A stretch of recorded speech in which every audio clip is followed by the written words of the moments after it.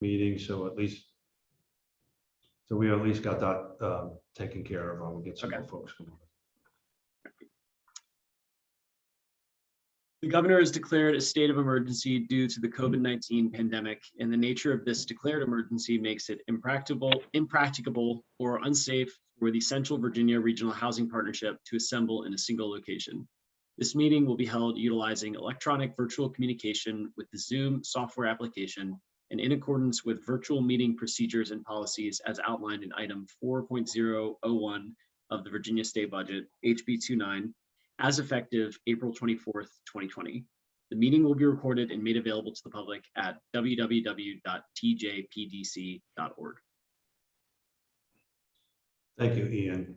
I'll tell you what, I'm just going to give this about 1 more minute and we'll call it to order formally. And then we'll start with comments from the public, and we can't even vote on the consent agenda until we have a couple more folks coming in there. We're still short like 3 or 4 folks, Christine. I'm assuming you guys are texting some folks right now or emailing folks. Remind them, please. Thank you.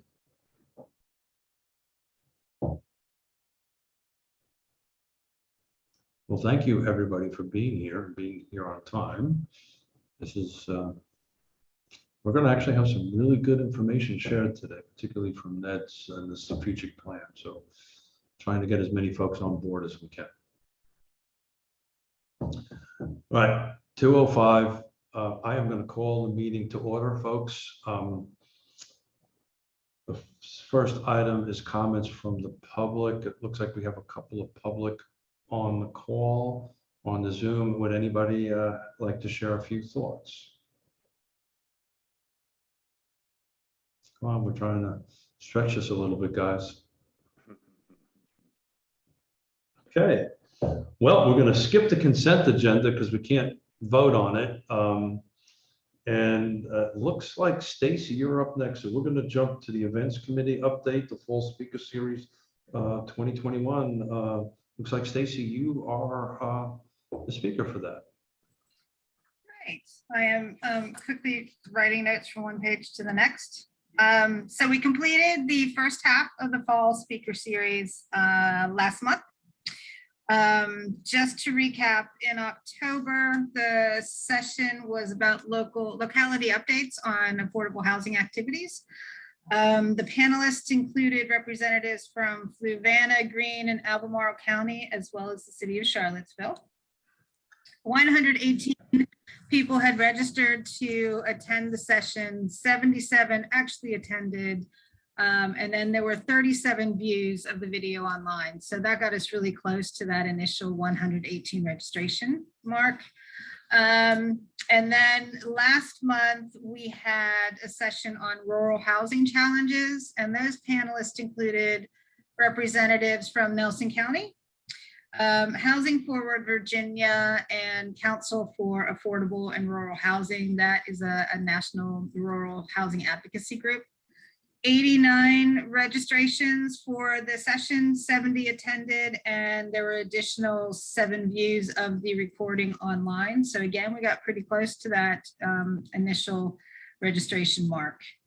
All of them went well. I think we had some really good feedback from those. The information provided was really good. And I think the session we had in October with the updates from each of the localities involved, all of the panelists really appreciated being able to meet each other, sometimes for the first time, and to learn about what was going on there. So I think those both went over really well. The next session will take place in January. And the first one is on missing middle housing. We will have Suzanne Mumma from UVA School of Architecture and Emily Hamilton, who's a senior research fellow with George Washington University.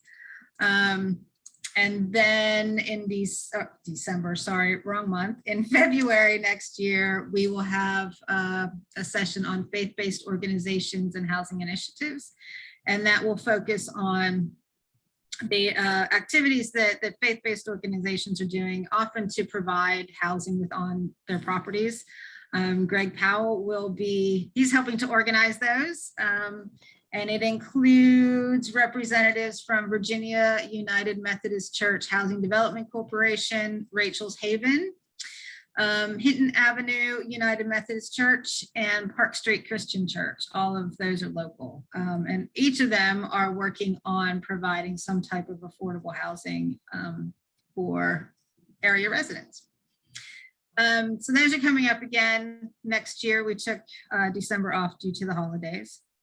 And then the committee is considering holding an in-person event next fall. Obviously, things remain a bit, they continue to change.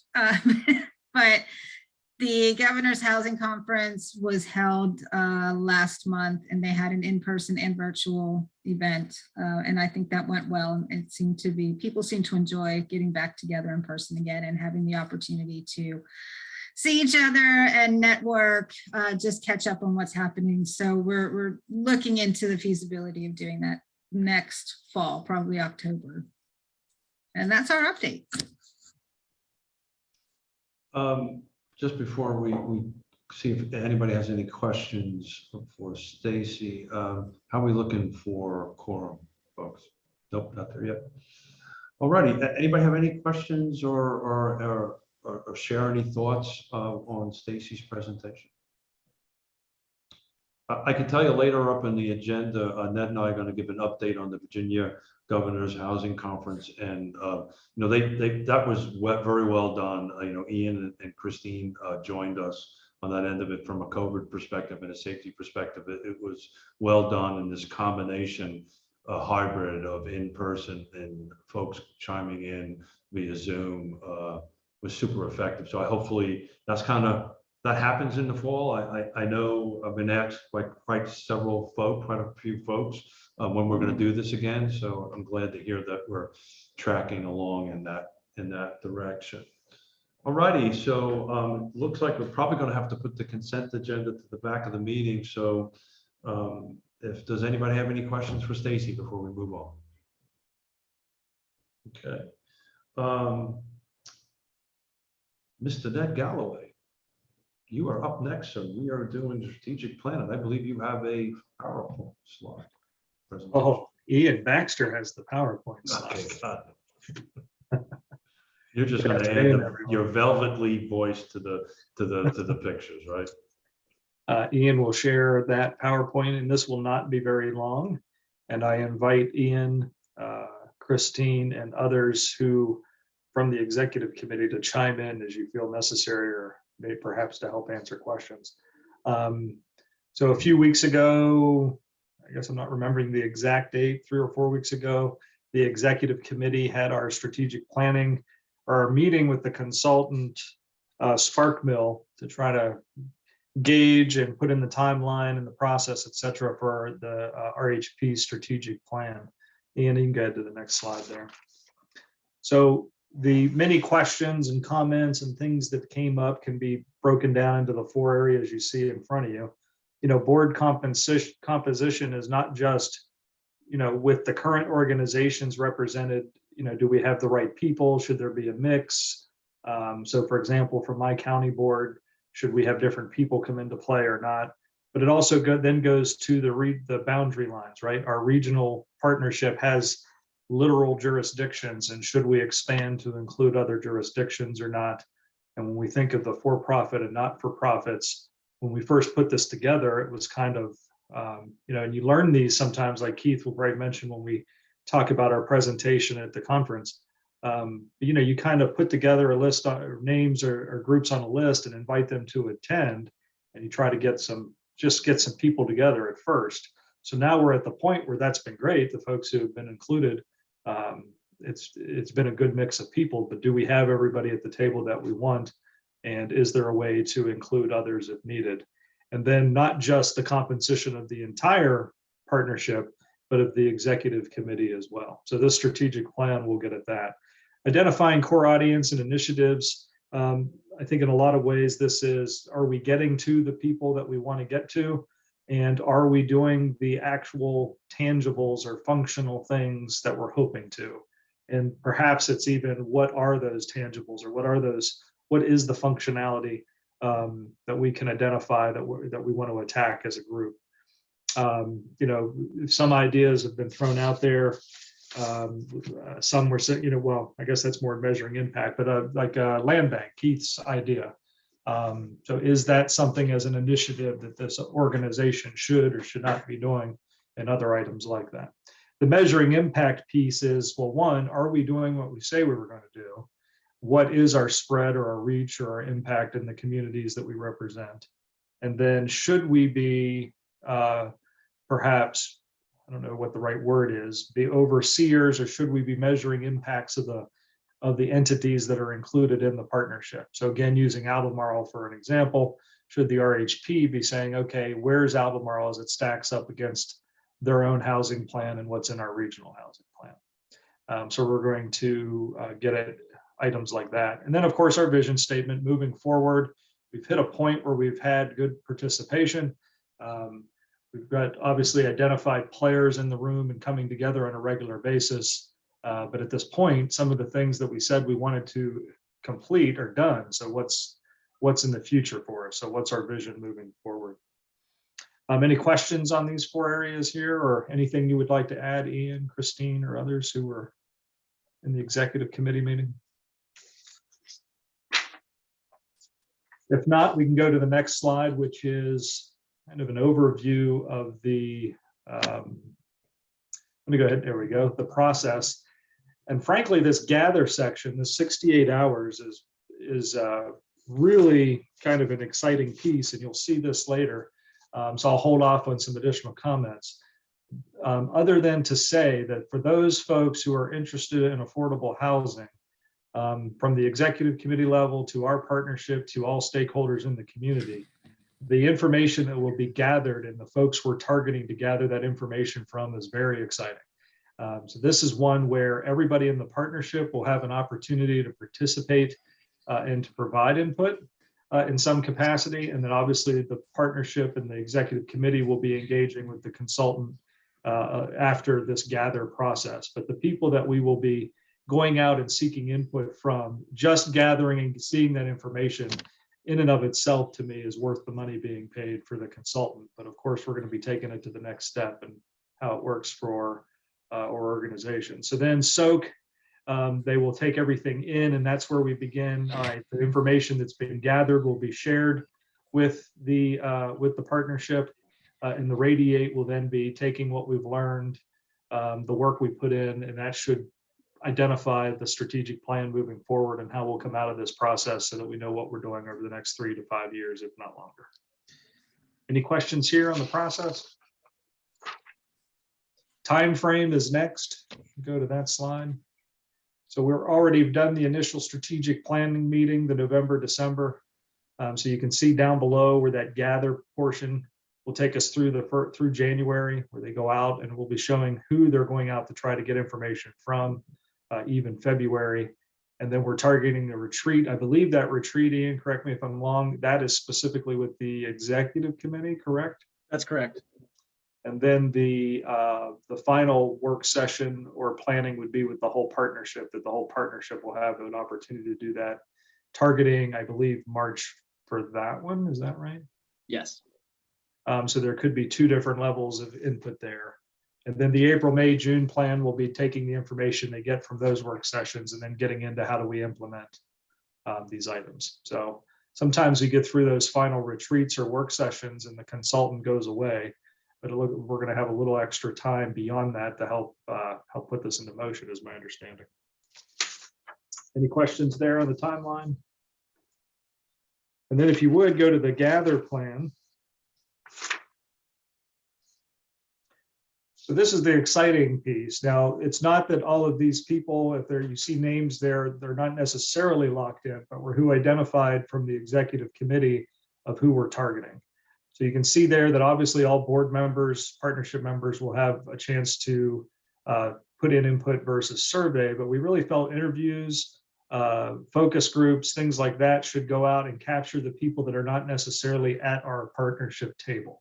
It's not that they would be excluded completely, but we are trying to get greater voices to gather information. So you can see there the 6 resident interviews. So we're going to actually try to target, with Christine's assistance, helping identify residents from each region, people that have experiences dealing with affordable housing, and get their input. The stakeholder interviews, we identified some of the counties outside, like Greene and Fluvanna. Since we have electeds in like Charlottesville and Albemarle on the board, and we'll have that input another way, decided to try to maybe get some participation outside of those represented on the executive committee to the table.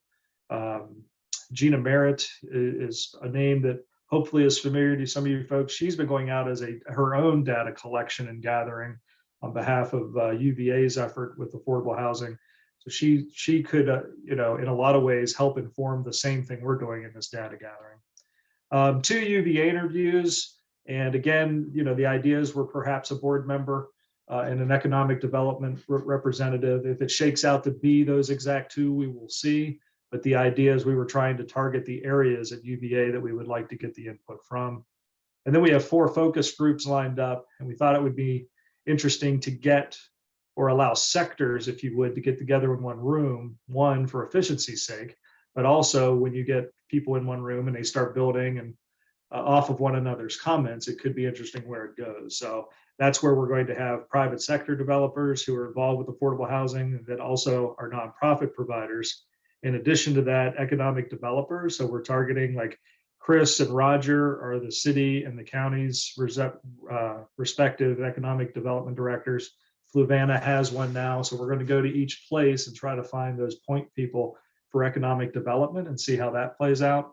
And then the last one, we've coined a new phrase, Dr. Pethias of the world, but the folks that are working in housing positions and staff and who they interact with, let's get them all together in a room and see how that goes. So I'm very excited about this group of people we're targeting. And like I said, even if some of the specific people aren't the ones we actually get, but we get from their area, I think that the information gleaned from this effort is going to be very worthwhile. So stay tuned on that. And then also, Ian, I'm sure we'll be sending out the reminders and along with SparkMill of how the board members and the partnership members can participate. I would say don't miss the boat on this. We're going to go and we're getting some heavy hitters, some big players in our region to help get the input. So we as partnership members definitely have to step up and do our part as well to make sure our input is included along with all these other folks. Any question there about the folks that we've identified or the areas, if you would, of our community?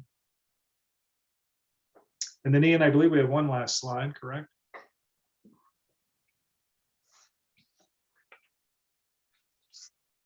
And then we have some highlights for the meeting date. So the February 23rd, I believe that's the one for the executive committee. Is that correct, Ian?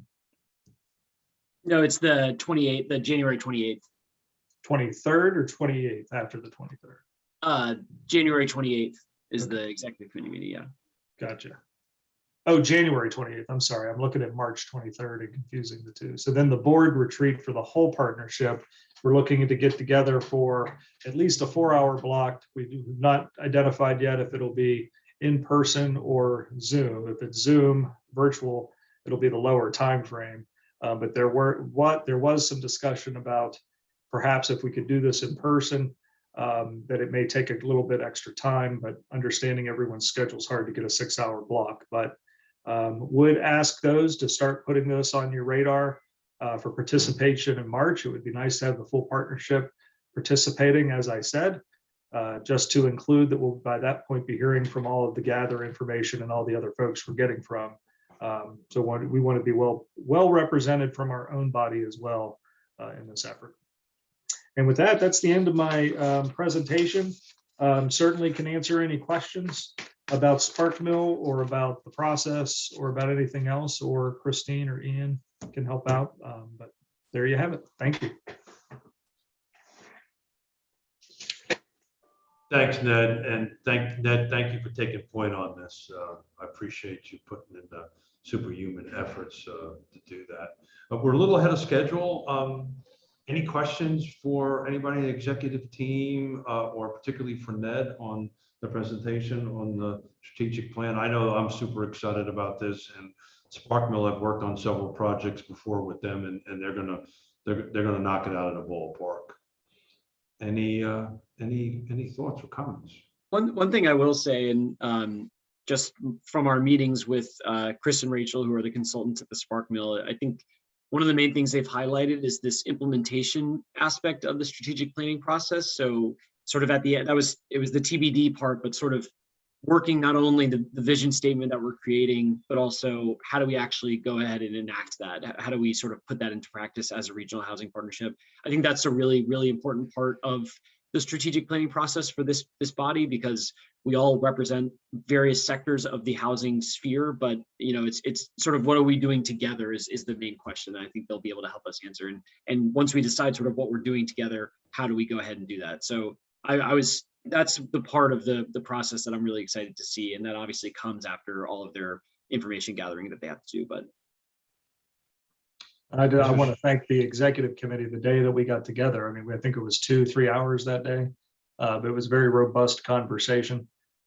So appreciate all the executive committee members that participated in that.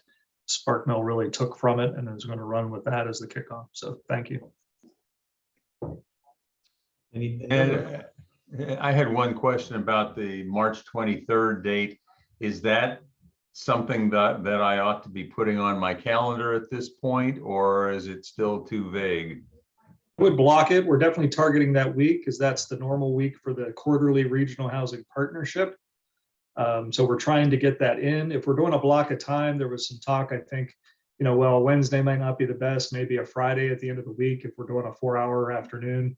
But that week, I would definitely have it on your radar, and then Spark Mill's got to do what they can to get that out to everybody and get it booked.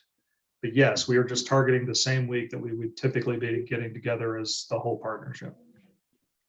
Okay, I'll go ahead and block it off then. Thank you. There you go. Any other thoughts or comments for Ned or the executive team? My personal hope is that we're able to do it in person. I think it'll make a better plan if we can do that, and the current pandemic allows us to happen. I really hope that ultimately becomes how it works. Being through several of these with Spark Mill hands-on is so much better than over Zoom. For what it's worth, the city's present ordinance expires March 18th. Thank you. So noted, Lloyd. Thank you. All righty. How are we looking on? Yeah, we do have a quorum. Thank you. So what we'll do is, before we go into the Virginia Governor's Housing Conference, I'm going to go back up to the consent agenda, which is the September 2022 draft. I'm assuming it's September 21. I think there's an error in the agenda. September 21 draft minutes. And then the second quarter P&L. Any thoughts or comments on that, guys? Any edits, omissions? Yeah, there's 3 different edits, Ian. Just I'll note them in the minutes that I'm taking on Gretchen's behalf, but the date was one of them that I saw. The second one leaves a blank who was presenting at the Governor's Housing Conference. That should say Ned Galloway. And the third one also, it looks like Gretchen put a blank in the minutes that said, the comment is Jesse Rutherford said he would look at a rezoning and by right blank. And so I don't know if anybody knows what that blank was intended to be, but there is a blank in those minutes that I think needs to either be filled in or that comment struck. You read that one more time, please? Yes, sir. Jesse Rutherford said he would like to look at rezoning and by right blank. Probably by right uses. Yep. We can also go back and confirm in the recording. It's just as I was just skimming those, I noticed those 2 blanks. Thanks. Yeah, I think his intent there was to open up and allow more things to be by right for density, if that's memory serves. He's talking about specifically like duplexes, multifamily by right stuff. So in I rural, think. in rural. Go ahead. I'm sorry. Go ahead. Go ahead, Margaret. So That's I think okay. I think uses would cover that. Yeah. Everybody's agreeable to it. One other thing is the line or just a couple below that, James Freeze spells his name Freas. Thank you, Lloyd. Just a note, Christine, Ned and I both presented, not just Ned, if I heard that correctly. Yeah, it already had you in there, and then Okay, got Gretchen must not have heard the name. She put a blank. Got it. Yep, I've got you both. Thank you. Then at the, a little further down on that same page under Michael Payne's comments, I'm not sure what this is at the very end where it says also there are benchmarks that need to be set, parens, listen. That sounds like it's asking for staff to do something to listen to see what Michael was talking about or Yeah, something. it looks to me like she made a note to herself to go back and listen to see what the rest of the sentence is. I'll have that corrected. Okay. Thanks. I didn't catch the, thank you. Appreciate it. Any further edits or comments? So as far as the minutes are concerned, Christine, are you comfortable with all the edits? And we're probably going to carve this up a little bit on two separate votes, just to make sure that we've got ourselves covered on this. Are you comfortable with the comments and the edits that we can try to ask for a first and a second to take action on the minutes? Okay. So would anybody like to make a motion to adopt the minutes as amended and discussed today? I'll make that motion. Thank you, Morgan. Second. Thank you, Diantha. All in favor, so we don't have to do a roll call here, just say aye and raise your hand, please. Aye. Aye. Aye. Thank you. All righty, so first quarter P&L. Any thoughts on that, or any comments or any edits? It seems pretty straightforward. If that's the case, I'd love a first and a second, and we'll take action on that. I was just going to ask Christine, you're good on, I mean, now we know we're kind of in a reduced year from a money standpoint, or Ian, whoever's best to answer the question, but still everything looking fine to get us through the fiscal year with what we're doing with the strategic plan and everything? Yeah, there's two different comments. Sorry, I'm multitasking, trying to do the minutes at the same time because Gretchen is out. But the P&L, it's important to note that it still shows a $60,000 state funding source as revenue. That is not for the RHP. That was a placeholder for the Virginia Housing PDC grant that we were awarded. That will be removed once I get the amended budget approved by the commission. So that will just be there as a placeholder until that budget is amended in the spring. So that's not actually revenue. I believe, I don't have it in front of me, but I believe at the end of October, Ian, the P&L, oh, that's this one, that we're a spend down rate somewhere between 18,000 of the 25 remaining. Is that what we talked about this morning, Ian? Yeah, it was around that. Yeah, so we have about 18,000 of the 25,000 that the PDC budgeted available. So we are still in good shape.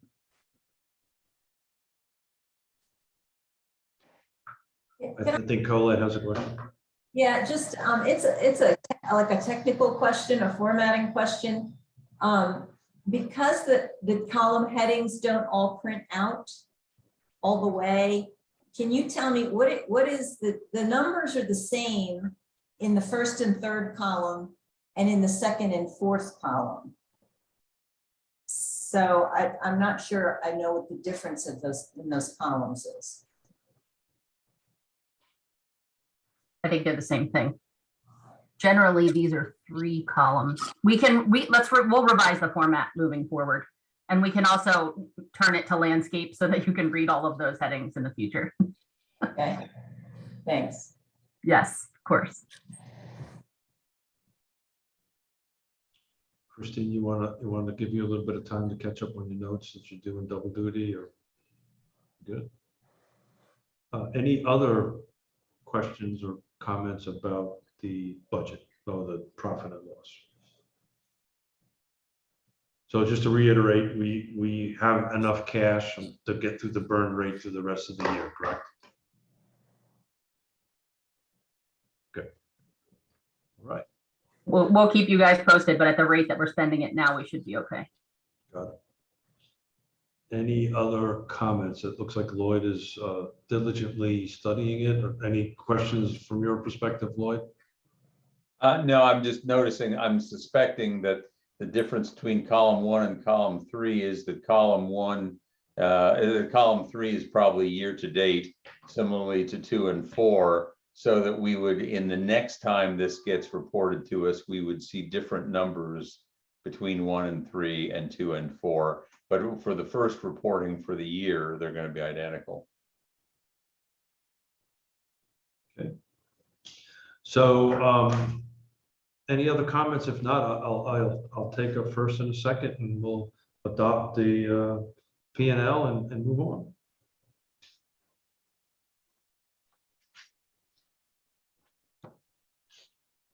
Somebody at first, please. First, I'll move. Thank you. Second. Second. Thank you, Diantha. All in favor, we'll just say aye and raise your hand. Aye. Thank you, everybody. Thank you for joining, and so we could take care of that little of housekeeping of it. So we are now going to jump down to the Virginia Governor's Housing Conference, and it looks like Ned and I are going to tag team that a little bit. First and foremost, I wanted to say thank you for sending both Ned and I there, and thank you to Ian and Christine. We couldn't, Ned and I had the easy job. We just needed to show up and speak, and Christine and Ian did all the hard work in the background. We've been doing these, I personally have been doing these presentations in different formats over the years. And you were successful when you spent almost an equal amount of time as a presentation, after the presentation, answering questions. We were like 45 plus minutes answering questions. And I think my personal takeaway from it, and I'll let Ned spend a little bit more time on it, was that this really resonated. What we're doing here really isn't done exactly the same way anywhere in the state. And one conversation that particularly struck me as noteworthy was the folks from the other side of the mountains. Kind of ties a little bit into Ned's comments. I believe it was either Waynesboro or Stanton, depending on which version of that you prefer to say. Stanton. Thank you, Diantha. I'm from Stanton, so I promise you it's Stanton. Thank you. Please don't ask me to say realtor, okay? Because I can't say that either. But they wanted to engage with us. Tell us how we did this. Tell us how you were able to achieve all these successes. So everybody on the call kind of knows the basic presentation. We went through the history of our organization, our wins, what we were able to accomplish, talked about where we're growing. But the basic topic was about strategic partnerships and how strategic partnerships really can make a difference. And actually, one of the conversations I was having with some of the folks from the Stanton, right? Stanton, did I get that right? Stanton, was they wanted to join us. They wanted to be part of us. So those discussions are having, so maybe this regional impact will become more regional, if that makes any sense on it. But it was awesome. I sweet talked my partner in crime, Ned, into kind of doing a roadshow of this presentation. So all your jurisdictions, all your organizations, all your nonprofits, we're going to try to set up a little bit of a roadshow in the remaining balance of this fiscal year to the end of June. So we can kind of make these presentations in front of your organizations or your jurisdictions, so we can get a little bit more of a flavor of what we're achieving here. Ned, did I miss anything? I don't think so. I mean, it was fascinating that some of the questions at the end were logistics. Like, how did you get these people together? Who did you start with? Who did you know to target? I mean, literally, people were like, well, this is what we've been trying to do. How did you make this happen? And Christine and Ian, I know Christine got approached by a lot of the other regional planning district type commissions. So that was fascinating. I mean, literally nuts and bolts of how do you get this up off the ground and get it running. And then I think there was a lot of recognition about the fact that when we talked about roundtable discussions, having the nonprofits, for-profits, citizens, electeds. I mean, that mix of people and just having the conversations about what everybody's doing and updating everybody. They could see the value when we talked about things we actually delivered. The only other piece I'd add outside of our presentation, as Keith was a second presenter for the Piedmont Housing Alliance, and that went well. And Anthony Harrow, who's a member of our partnership, also was there talking about the Premier Circle project they're working on, converting the hotel into affordable housing. And that was well attended, a lot of questions there. So it was great to be at a conference where our region was very well represented and a lot of questions and interest in what we're doing here coming our way.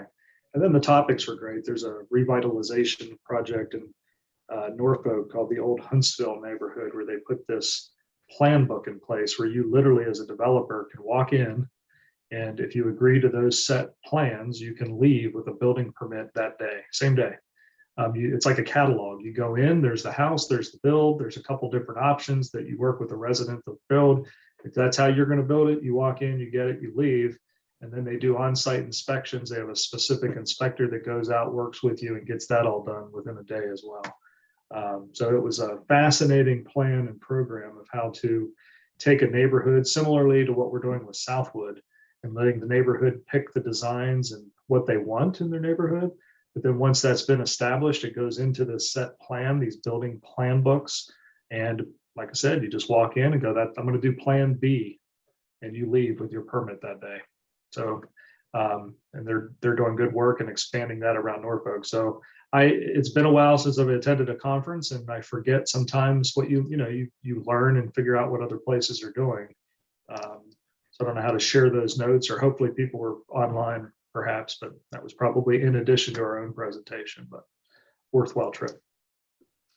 Thanks, Ned. And Ned, thanks for pointing that out. I mean, it was evident that we were the most represented region at that presentation. So, the other presentation that I gave was the strategic partnership that between Piedmont Housing Alliance and Sunshine and his team and the Piedmont Community Land Trust, and similar kind of scenario where a lot of questions were after that.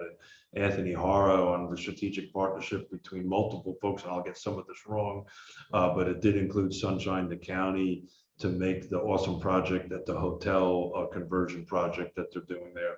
So, people really walked away from these presentations with a ton of information. And then just to wrap it back around my desire to try to do it in person next year, it just makes a difference when you can sit down and have one-on-one conversations and get some learning, some valuable learning done, which is obviously two ways. But it was great. It was just awesome, and I was just honored to be able to present on everybody's behalf here. So thank you for allowing me to do that, and allowing Ned to join us in doing it. Yeah, I'll just throw out one other comment if I can, Keith. I just saw, I don't know, Anthony may have been on there, but I just saw his face pop up there. So it made me think of that. During our presentation on the Regional Housing Partnership, we asked how many people attended the Premier Circle, Anthony's presentation the day before, and a lot of hands went up. And then we were able to talk about the value, the fact that Anthony and elected and other players, Sunshine, other folks that were on this partnership had already built relationships, understood what each organization was doing. So the value of that, when it came time to actually make decisions about Premier Circle, all of that backstory was already there. People were very interested in that kind of value add that this partnership adds to actually getting things done throughout a community. So. And Anthony we were networking, people who did not attend Anthony's session, where I fielded several questions about how do I get more information about that. So good stuff. So Anthony, thank you for joining us. We're doing a little wrap up of the Governor's Housing Conference. And since you just joined us and we're a little bit ahead of schedule, you want to talk about your experiences and share with the rest of us? Sorry, I'm late. I was coming off of a meeting with Ashley Marshall and other folks about wraparound homeless services. But yeah, it was weird to be at a work conference in person, but also really nice. I think kind of in on the end of your comments, Keith, I do think, done safely, there's really value in just being in person again. But yeah, we were, I think we submitted a presentation option. Shout out to Mandy at PHA for helping put together the proposal, and we were selected. So Nichelle at DHCD was our facilitator, and we had a conversation about how the project came together, and then some details about what we're doing to support current clients in emergency shelter, and then the future plans for development of permanent supportive housing. Yeah, and I don't know if this was already said, but it was really well attended. I mean, people were standing in the back of the room, which was encouraging. Lots of interest in this. Had a few communities come up who were trying to work out ways to do this in their own community, using ARPA money and other kind of funding opportunities that are unique right now. So, and I hope that we can, and some of those conversations have already proved, I think, helpful for those communities. But I hope we can kind of share what's worked and what hasn't worked so well to support this kind of project in other communities. But yeah, we got good feedback, and I was just appreciative to be able to share this with DHCD as well. They think the work that's being done, generally speaking, in this area is really progressive, and that's a good position to be in with DHCD because they can fund quite a lot. So that relationship is always beneficial to kind of keep facilitating. Yeah, funding, exactly. So yeah, it was a great experience, and just appreciated the support from Pacham and PHA and Virginia Supportive Housing for putting on the presentation. And thanks, Keith, for rooting us on in the back. I saw you. Yeah, I was one of the standing room only. I just before we move on, because we're ready for the next agenda item.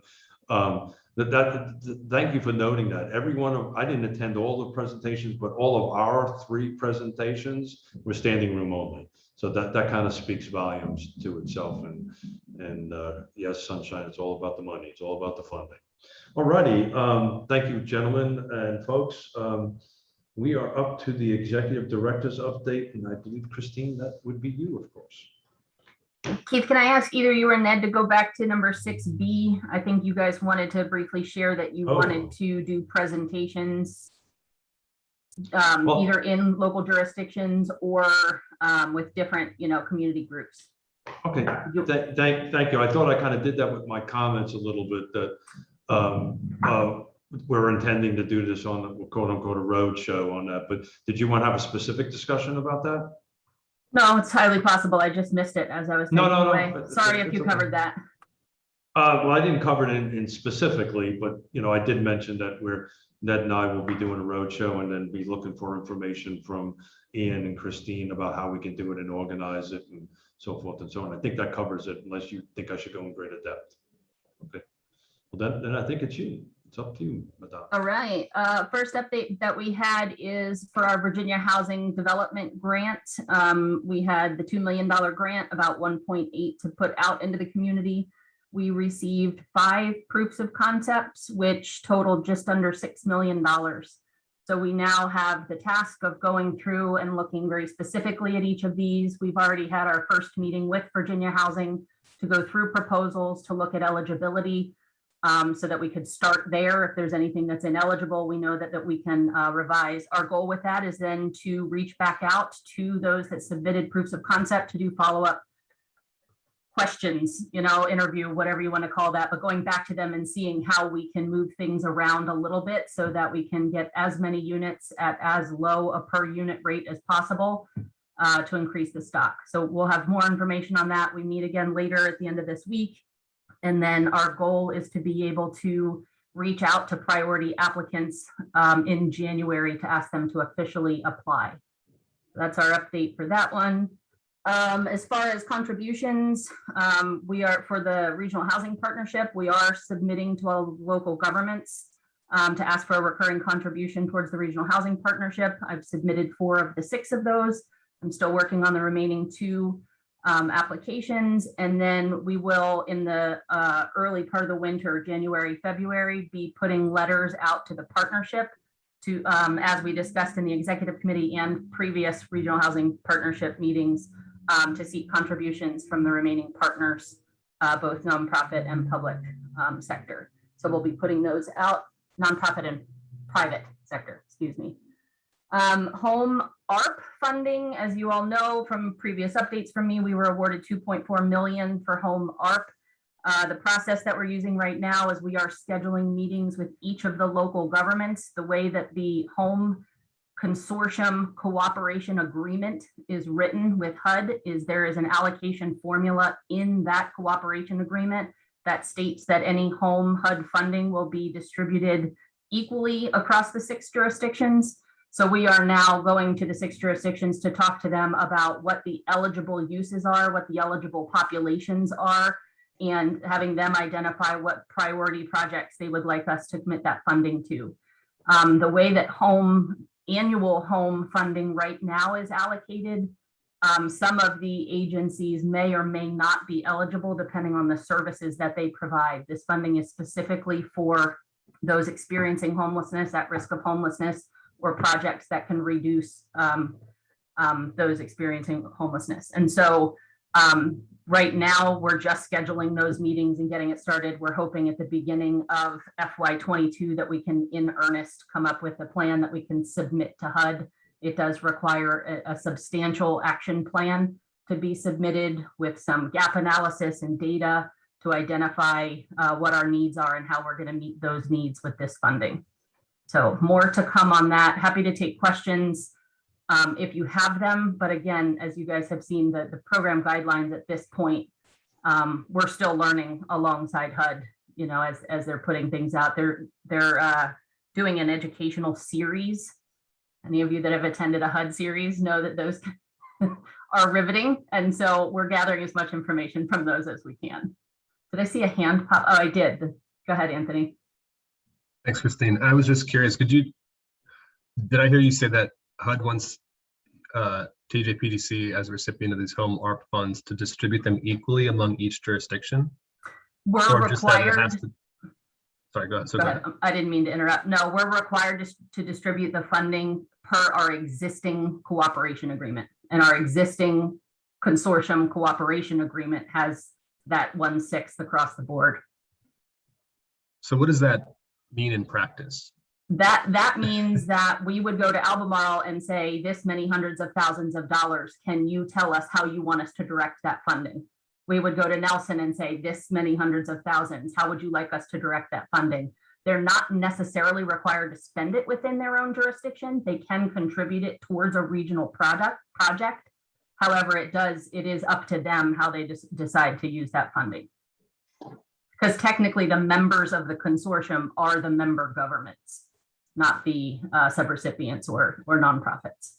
Got it. And is that distributed per capita, or is it just equally 1/6 of the 2.4 million? It is currently equally 1/6 of the 2.4 million. It is something that we have been seeking support from HUD to look into the home consortium and the existing cooperation agreement. It likely won't be changed before this funding is distributed. But it's something that I can say that PDC staff has been curious if there is support for looking at that funding allocation in the cooperation agreement. And we'll be having those conversations as we're reaching out to each of the local governments, because it would require all 6 to agree to change that cooperation agreement. Thanks. Yes, sir. And then the only other update I had are one other housing preservation grant. Just something new with that. Typically our housing preservation grant is a 2-year grant that overlaps every year. So we're managing, 2 different grants at the same time. USDA in transitioning HPG to a different department, they are now making them annual grants, which will make it a lot easier for administration purposes, but it'll also require the spend down of that money to be much, much more rapid, because subgrantees have had 2 years to spend that money and now they will only have 1. And USDA has made it clear that it's use it or lose it. And so we have talked to the subrecipients to make sure that they understand that that's going to be a quicker moving process. But one we're excited about administratively. It makes sense to spend one down completely before starting the next. Happy to take any questions, but that's my update. And I didn't get any of that in the minutes, so I'll do my best going backwards to cite myself. Well, we'll listen to the recording. Does anybody have any other, before we go into the roundtable, any other thoughts or questions, Christine?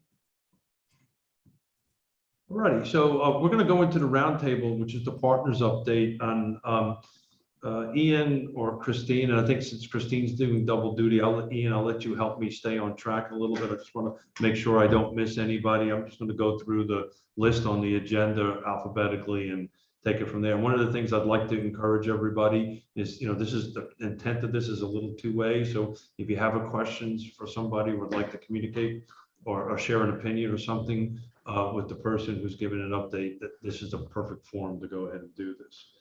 So since we're going alphabetically, Anthony, by first name, you're up first. Look at you. Hey again. Let's see, major updates include just continuing to try to support our existing programs for shelter as we're in the winter season at Premier Circle, and we're also opening up some additional options for shelter and hotels because there is a wait list for the Premier Circle shelter. We've had some encouraging meetings with Dr. Hoke and Dr. Helgerson from the UVA, and nothing concrete yet, but there's been a lot of interest in how the UVA could support, a UVA health system could support some wraparound services, medical services for people released directly from the hospital, which has been a big challenge for us over the past year, especially since the beginning of the pandemic. Lots of complicated health conditions that our shelters aren't really built to provide the best wraparound supports for, but so that's really encouraging. Those two doctors just did a tour of Premier Circle the other day, and we'll see what comes from it. But fingers crossed for something there. I think it could be really beneficial partnership. And yeah, we're just getting kind of prepared for another big application of funding from DHCD beginning in around April. So we've been doing some input sessions with DHCD. They do a big one of our major funding sources for homeless programs is an application every 2 years, essentially. So we're getting ready for that application in April this year. And I also will have a full-time support staff member for TJAC starting on the 20th officially. So that's pretty amazing. Turns out it's pretty great to have someone to work with. So that's been just a huge support for me and for TJAC for our work. So I think that's about it. Thanks. Thanks, Anthony. I have a personal question. As you know, I'm a veteran. Are there any programs coming up that you are working on for homeless veterans in our area? Thank you, Keith, for bringing that up. We actually are currently in a program called the Built for Zero initiative, which is a national initiative of communities trying to reach what's called functional zero of veteran homelessness. For us locally, that means that there would be no more than 3 veterans experiencing homelessness at a given point in time. Right now, we have about 9, so we're relatively close. And we are part of like a last mile effort to try to get that number down. To do that, there isn't anything new or novel that we have in the works to try to get us over that hump, but we are definitely open to that support. But we are close, and just wanting to get closer, honestly, a huge barrier, and this is just becoming unfortunately rote, but I need to keep saying it, is the lack of places for people to move into. We have a lot of rental assistance that we can help veterans specifically move out of homelessness and into housing, but both the lack of available housing itself on top of the barriers to getting into the available housing remains, I think, one of our biggest issues. And also, I'll just, there's a lot of confusion around this new law about the protection of source of income for renting. We come up with it all the time, and this literally just came up again on a meeting I was just in, but voucher holders are turning back in their vouchers who have been experiencing homelessness, and a lot of times the units will turn people down because their income isn't 3 times the rent, but that's apparently illegal. So anyways, there's a lot of education we need to do about that issue, but we are having that issue. People are just not able to get into units. So Thank you for sharing, and I'll see you around campus here at the office, and I'd love to see what I could do to help on the veteran side. So going down, I don't see Brandon, Chris Henry, or Christopher Bremet. So Colette, alphabetically, you are up next, or did I? No, I think you're right. I think I'm right. Thank you. I actually don't have anything new to report from UVA. We're still waiting to make an announcement. There you go. Well, everybody is patiently waiting. So I think that's the report in. Thank you, Colette. I think that's probably the shortest one you've ever done. So Yeah, sorry. the next one will be stellar, right? The next one will be stellar. Hopefully. There you Hey, go. Keith, I forgot that Christopher Bremen actually emailed me something to read as a part of his roundtable sure, share. cool. May I do that? Of course. Okay, give me 1 sec. So he's saying he wants to share that material and labor availability continue to be our biggest challenges. Scarcity in the face of soaring demand continues to drive up prices and erode margins where the builder holds the risk and burns client contingencies when they hold the risk. Delays push closings and burden the balance of overhead versus profits. Of particular curiosity and contrary to above, we recently received an updated siding quote from a trade partner where the pricing went down 6%. Can't wait to see if this is a blip or something else. Lastly, I'm forwarding an announcement from BRHBA sharing that Albemarle County has hired 2 plan reviewers in an effort to mitigate the backlog of permits delayed in the Community Development Department. Since representatives from BRHBA met with CDD on October 1st, the backlog has grown, but we see the decision to hire as a good one. BRHBA members who registered will be participating in training to ensure a complete permit application provided by CDD this Friday at 3 p.m. So that's the update from Christopher Bremen. Thank you, Ian, for doing that. I can add one thing. I read an article in the Wall Street Journal yesterday that the Commerce Department is doing an administrative review to double the tariff for the Canadian softwood lumber coming in from 8 to it's going to be from 9 to 18%, which will surely impact the cost of nonprofits, for-profits, and construction. Thank you for doing that. I don't see Dan. Is Denise Bonds on? Yes. Denise, you are up next, man. Yep, I'm here. So hello, everybody.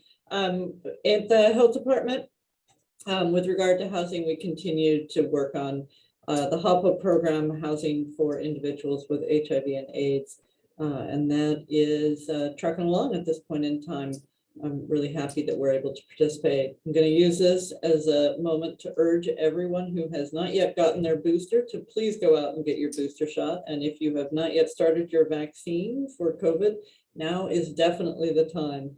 While we don't have Omicron yet in this state, it is coming and it appears to be quite transmissible. So just not a lot to do with housing, but feel like I need to urge everyone to go get that booster shot. You can get it at the community vaccination center. Just walk in 10 to 8, Monday through Saturday. Denise, thank you. That was most urgent and needed. So thank you for sharing it, reminding everybody to get their shots and boosters. Thank you very much. Any questions for Denise before we move over to Diantha? Diantha, you are next. Good afternoon, folks. I'm sorry I was late, but I have a question first for Anthony. Anthony, my work through and with the IRC over the years has shown a real problem with at least a number of the folks that are in charge of or make the decisions about our apartment complexes and their unwillingness to accept certain populations of folks into their apartment complexes, which has led to the shortage of availability. Is that still true? And if there's anything that we can do to help with that situation? thanks, Diantha. I think the best way to answer your question is, there seems to be anecdotal reports of clients with either rental assistance in hand or approved housing vouchers who get turned away. And I think a lot of it's confusion, right? So they kind of give up, they get frustrated in the process, but are under the impression that just because their income is not 3 times the rent, they aren't eligible for that unit. Now, in reality, it's their portion of rent. It has to be calculated by their portion of rent that they pay. So usually that's 30% of their income. And if their income is just SSI, they would in theory be eligible. But it's, anyways, there's confusion around that. So that's one issue that I think needs to be shored up. The other one is, basically legal for, as far as I can tell, for landlords and property owners to use, which is credit history, which is really challenging. Credit score, eviction history, and criminal history, those also remain significant barriers. And so I think that's kind of an advocacy issue. But also, something I think we need to do or lean into in the service provider realm is to actually either own housing or master lease units. So then we can rent to whoever, then we can rent to our clients, right, who have those barriers. That I think is a model we need to start leaning into more. And we don't really have many of those options, at least in the homeless system of care. So Diane, does that help answer? I mean, happy to talk. Yeah, it does in a way. I've been, hearing about this now for at least a decade. And and I was just curious since we were talking about it. I just thought I'd ask. And I'll go on then. I don't want to belabor because I know you probably want me to participate in the roundtable and then move on. As a transit representative, I just want to let you all know that Tim Ryak, and I may be mispronouncing his last name, the new director of Jaunt, is in town. He has arrived and he is reaching out to those of us in the transit community, which is great. I have a coffee scheduled with him tomorrow morning. I'm excited to meet him. And so that's great news. I also would like to mention that the Transit Partnership has been working with Jaunt as well as the University of Virginia folks to try and make sure that Jaunt has door-to-door access because they're ADA services, access at the Emily Current Cancer Center. And there's also some concern now about the orthopedic clinic that's going to, that is opening. So we need to make sure that that ADA Jaunt service gets door-to-door welcoming in our major medical center. And I can't speak right now for Martha Jefferson, but certainly at the University of Virginia. The other thing that is interesting on the transit side is, we have 2 transit grants that we're working on. Christina's nodding her head. Yes. One is Albemarle centric. The other one is a regional. And the other, just recently, the regional group, the group of folks that are working on the regional grant had a discussion about what it would look like, what it might mean for the community if we looked at a transportation or transit authority, as opposed to just a partnership, which is really doesn't have any teeth to it. We can recommend, but we don't have any way of actually doing anything, and certainly have no money at our disposal. So we had that conversation is started. No decisions have been made. And of course, it would have to be approved by all the localities that would be involved. But it was interesting that had some interest from at least some of the people at the table to begin to think about an authority. Now, just sticking our toe in the water here, but pretty interesting. And I think that is probably, I can stop with that. Happy to take questions. Thanks. Thanks, Diantha. Any comments or questions about Diantha? I just love to piggyback, Diantha. Thank you for all those transit updates. One thing I would love to add is we're currently doing a survey for the regional transit vision plan to capture the community's vision for transit. I'm going to put that in the link for you and also in a follow-up email, a link. If you guys can spread that as widely within your networks to try to get as many people in your community and your circles of influence to take that survey. Currently, we're pretty disappointed in the response rate, knowing that everybody is very busy and there's a lot going on, but we want it to be robust as far as our engagement goes. So I'm trying to spread it to as many committees and partnerships as possible. So I'm sharing it with you as well. And thank you. That was a great catch, Christine. And the truth of the matter is we're hearing from the folks we often hear from, and we're not hearing from folks that we are often missing in the discussions. And one problem that we have right now is that the transfer station on the downtown mall remains closed. And so we're having a little trouble even reaching the folks that normally, anyway, just anything you can do to reach out to the different groups in the community would be great. Thanks, Diantha. G are you still on the phone there, G? You're up next. Is that you 3120, G?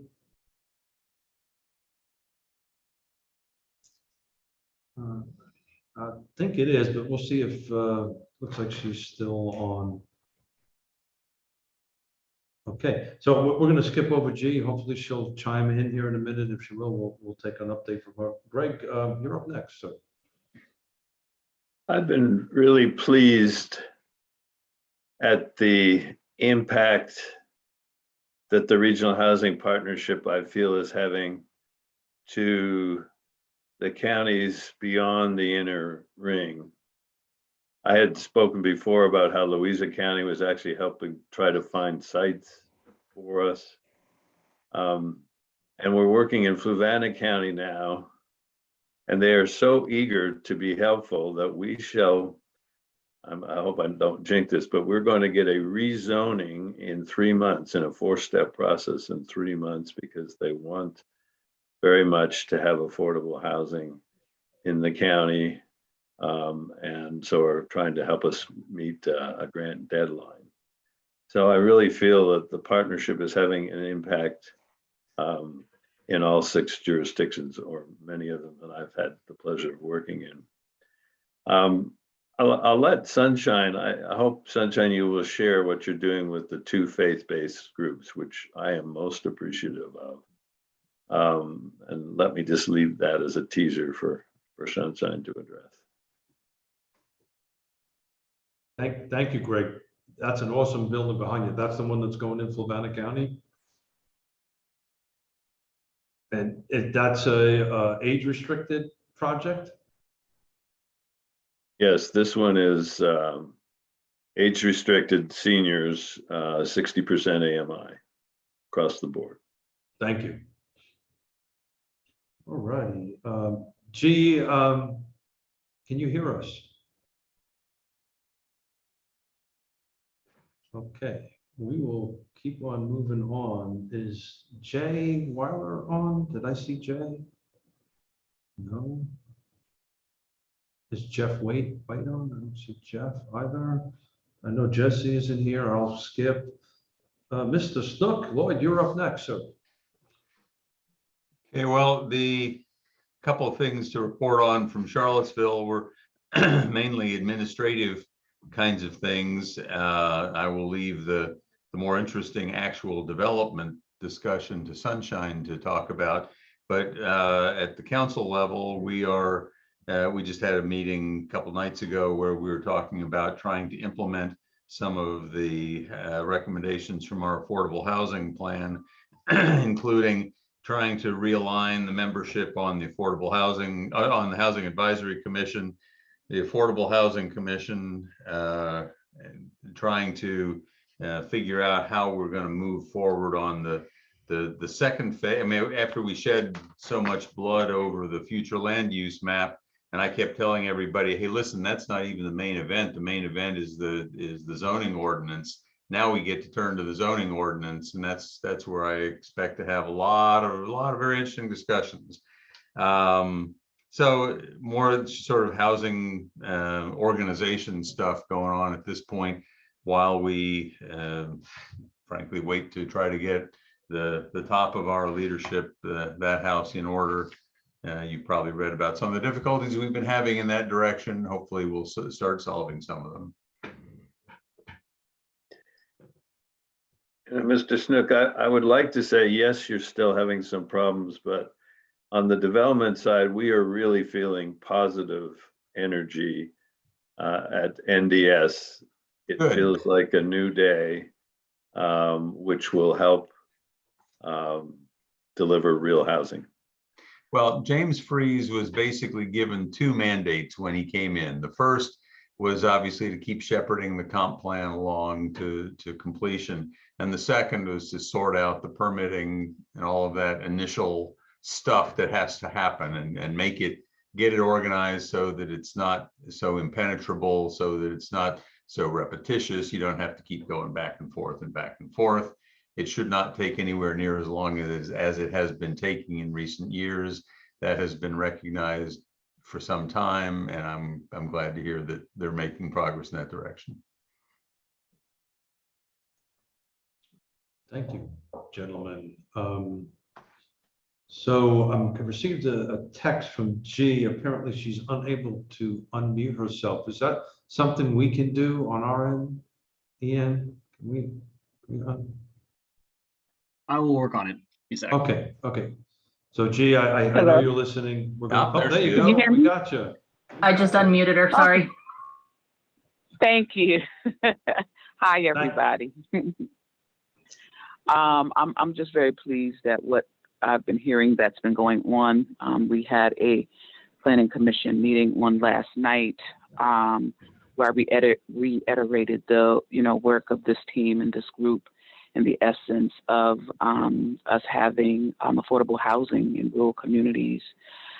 The project that was being proposed before us was rejected last night by the commission.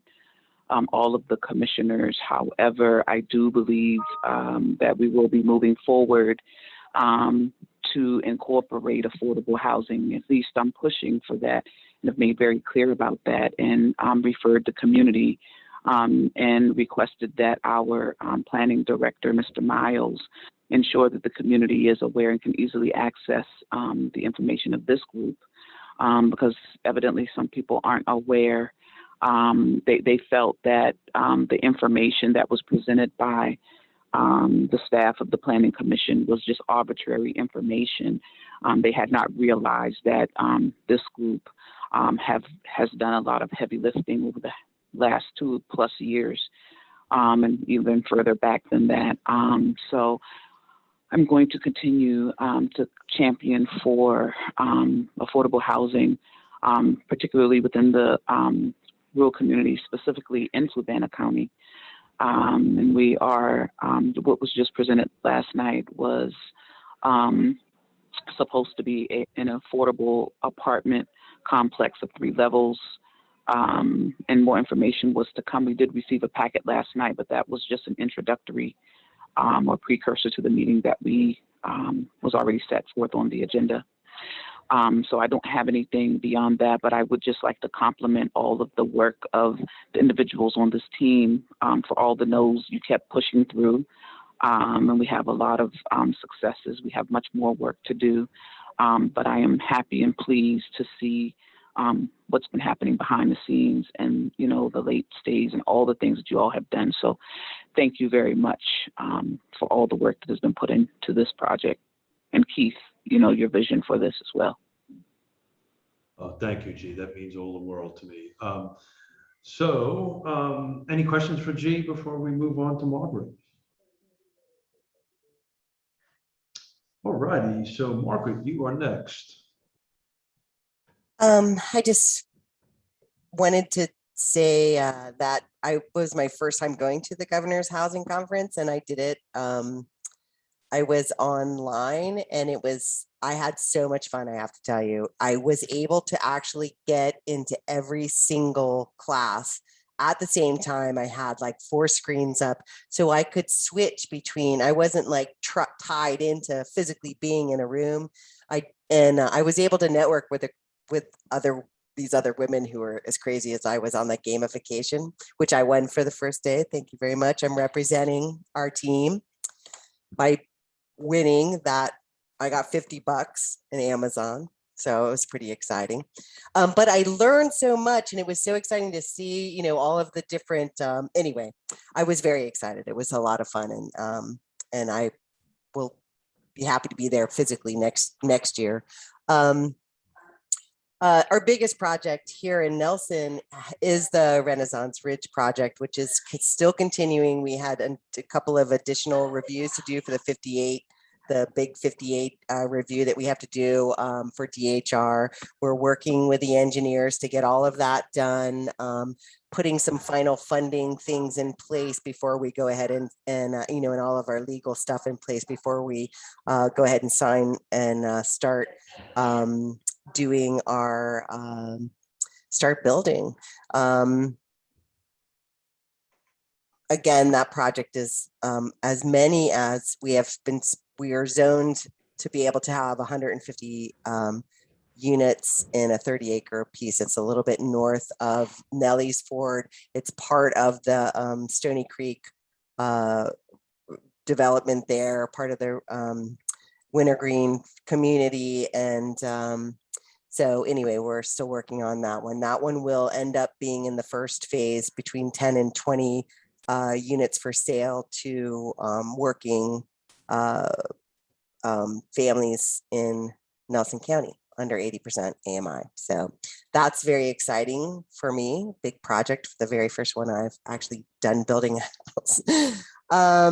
Then other than that, you know, we're just doing the, you know, our regular business of renovations here in the county, and you know, we are Section 8 work as well. And in terms of the vouchers and that rule about the being a 3 times your revenue or your income, that went into play like a year ago or 2 years ago in July, and it is a constant thing that we're telling landlords that they can't discriminate based on source of income.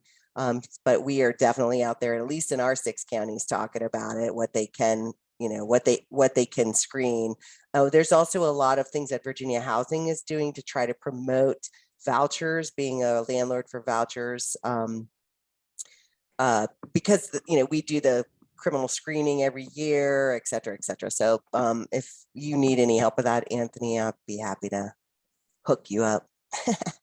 And then in here in the county, I can't really speak for the county itself, but we just, the county supervisors just had a big work session yesterday that was all about their strategic plan. They're getting their stuff together, and they have a whole bunch of projects that are kind of being mulled over.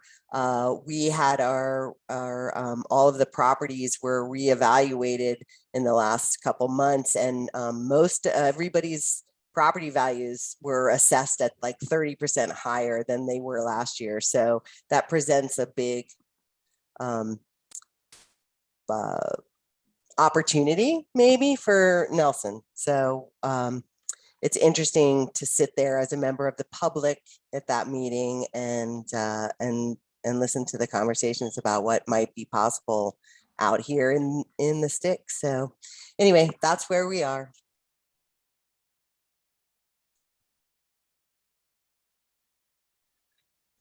Thank you, Margaret. And any questions or comments from Margaret? All righty. Looks like Michael's not here and Ms. Booker isn't here. So Ned, I think you're up next, sir. Real quick, we did some revenues were projected different, a little different than what we've done in the combination with cutting costs over the lead up coming out of the pandemic. We were able to make a mid-year adjustment to compensation for our employees, 6%, which was just put out in the news, as well as appreciate the comments earlier about the couple of planners. We were able to hire some positions mid-year, including or in addition to community development, Department of Social Services, police, legal, etc. So positions that were frozen, desperately needed in order to continue providing the services. So the board was thrilled to be able to do that. And of course, as an employer and a company, if we can keep compensation and wages strong, not only is that good for our organization, obviously, but it's good for our local economy as well. So that was a big deal.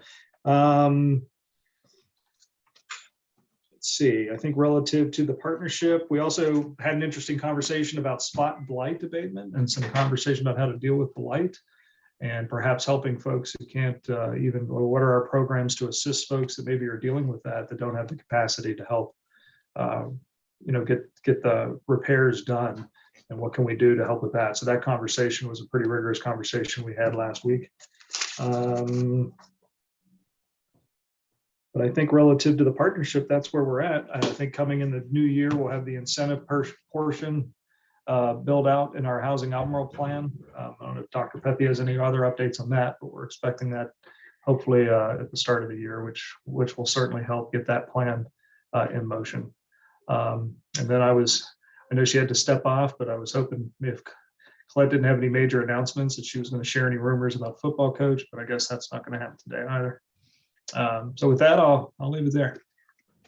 Well, I know Colette well enough to know she'd probably stay a little bit away from that topic. Thank you, Ned. So looks like Peter, you're up next. Good afternoon, everybody. Just a couple updates as it relates to housing, especially on our side with mortgage financing.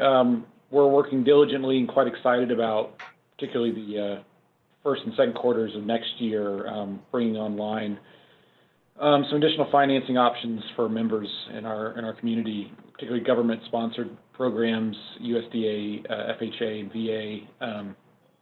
VA, which allows for expanded access, particularly to first-time home buyers, in terms of our product set, in addition to other non-mortgage options such as home improvement loans, providing access to that financing within the community. Of course, the other thing we're always watching is mortgage rates. I'm sure you all know that they are creeping up. We're expecting those to get close to 4% by the end of next year. So we don't expect the historic lows we saw just a few months ago to repeat themselves anytime soon. And I think that is it for me. Thanks, Peter. We've got 5 minutes left, and Sunshine, it looks like you're going to be the great presenter at the end of the meeting, because I'll pass on my update. All right, I'll try to be quick and focused here. I want to predicate everything I'm going to say here by saying the work of developing affordable housing requires both strategery on one side, but also opportunistic, rapid nimbleness on the other side. And so what you hear, what I'm going to kind of share represents a kind of a combination of both those things, more in some pot, some in others. On Friendship Court, as a quick update, I don't have a public announcement I can make right now, but do expect in the next probably 10 days or so, a formal public announcement around the start of construction. We finally got the letter we needed from HUD that unlocked the debt financing. It took many months to get that out of HUD. So here we are, which is good. So, but expect it soon, which is great news. We have, as Greg alluded to, we have 2 projects in the city limits that we are pursuing a rezoning for, one of which is a joint project with 2 churches, in particular the Park Street Christian Church off of Park Street on the north side of town. Assuming that we get the zoning that we need, it will turn into about 50 units of affordable senior housing, with also some units dedicated to people with developmental disabilities or intellectual disabilities. So that will be, that's in front of the Planning Commission. Currently, we have I won't go into detail, but it's in front of the Planning Commission currently. We have decided strategically, this gets at my strategery part, to push the LIHTC application for that project out 1 year. So that will now be a 2023 application instead of 2022. There are numerous reasons why it'll be better positioned in 23. And if anyone's curious, I can follow up on that. The other project that we're working on just down the road from there is a redevelopment of the Maca site off of Park Street. We are also pursuing a rezoning there that we are continuing to push forward for a 2022 LIHTC application. And at the risk of sounding like a broken record, particularly to the electeds, that project fundamentally will not happen if we don't have funding from the local jurisdiction. It just won't. And again, I can go into why if that's helpful.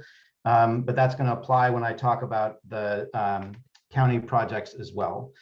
It's just a reality. The cost of construction these days is insane. That's the one side of it. The other side is that LIHTC is this particular coming year is incredibly competitive, or will be competitive, incredibly competitive, and commitments from local jurisdictions count as points towards the application, and frankly, we will not have enough points without those, regardless of the funding gap.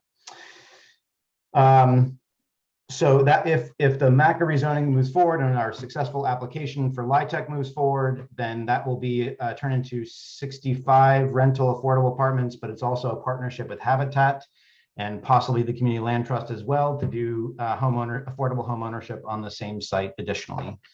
20 to 25 home ownership units, depending on how it plays out. We were awarded 9% LIHTC for a Southwood project in partnership with Habitat. And we are continuing to move forward on that. The goal is to break ground in less than a year, but that's the general goal, pending funding. And that this gets back to the same point I had with the city side. On the county side, again, that project will not happen at this point if we don't get the funding we need, the match funding we need. It's just the gap is too large. And then we have other sort of projects in the wings that we're considering working on. Many of you know that we entered into an agreement with the Piedmont Community Land Trust about 6 months ago, or a little less than 6 months ago. Sorry, a little less than 6 months ago. In that period of time, we have closed on, and this is in large part due to Keith's work here, closed on 5 or 6 or 7 units at the Spring Hill 7 units at the Spring Hill development in partnership with Stanley Martin.